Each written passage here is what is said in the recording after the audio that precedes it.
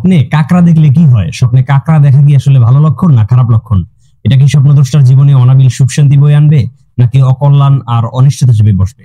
দর্শক, বিষয়টি নিয়ে বিস্তারিত কথা বলবো আমরা স্বপ্নের নির্ভরযোগ্য কিতাব তাফসিরুল আহলাম, তাবিরুর রুইয়া, তাবিরে সাদেক, ইসলাম ওর ফালনামা, সুলেমানি খাবনামা সহ আরো বিভিন্ন প্রকার গ্রন্থ থেকে। তবে এর পূর্বে আপনাদের কাছে একটি নিবেদন থাকবে, আপনারা যদি আমাদের চ্যানেল কিংবা পেজে নতুন হয়ে থাকেন অবশ্যই চ্যানেলটি সাবস্ক্রাইব করে পেজটি ফলো দিয়ে রাখবেন। দর্শক, তাফসিরুল আহলাম গ্রন্থে উল্লেখ করা হয়েছে স্বপ্নে যদি কেউ কাকড়া দেখে তাহলে সেটার দর্শকের ভিন্নতার কারণে এবং ধরনের ভিন্নতার কারণে স্বপ্নের ব্যাখ্যা ভিন্ন হয়ে যাবে। আমি কথাটা একটু বুঝিয়ে বলি। দেখুন, যদি কেউ দেখে যে কেউ মাছ ধরতে গিয়ে তাকে কাকড়ায় কেটেছে, কাকড়া কামড় দিয়েছে, দংশন করেছে, তাহলে এর দ্বারা বোঝা যায় যে সে ছোটখাটো কোনো একটা বিপদে পড়তে পারে।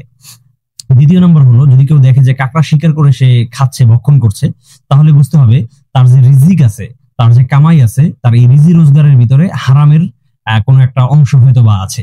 যেহেতু হাদিস শরীফের ভিতরে এবং সমস্ত ফুকাহে কেরামের ঐক্যমতে কাকড়া খাওয়া তেমন উত্তম নয়, একটি অনুত্তম কাজ, বা কোনো কোনো আহনাফের ওলামায়ে কেরাম এটাকে মাকরু বলেছেন। তো মাকরু বিষয়টাকে যদি সে দেখে যে সে মাকরু করা একটা প্রাণীকে বা একটা পশুকে বা একটা পোকামাকড়কে সে খেয়ে নিচ্ছে, তার মানে হলো সে তার রিজিকের ভিতরে কোনো হারামের লেশমাত্র অনুপ্রবেশ ঘটেছে এবং সেটা নিজেই ঘটিয়েছে এমন কিছু বোঝায়। তাহলে সেক্ষেত্রে আপনাকে কি করতে হবে? অবশ্যই খুঁজে নিতে হবে যে আমি যে বিজনেস গুলো করছি, আমি যাদের সাথে লেনদেন করছি, আমি ব্যাংকে যে ট্রানজাকশন গুলো করছি, সেগুলোর ভিতরে হারামের কোনো ছোঁয়া আছে কিনা, থাকলে সেটাকে আমাকে পরিহার করে চলতে হবে।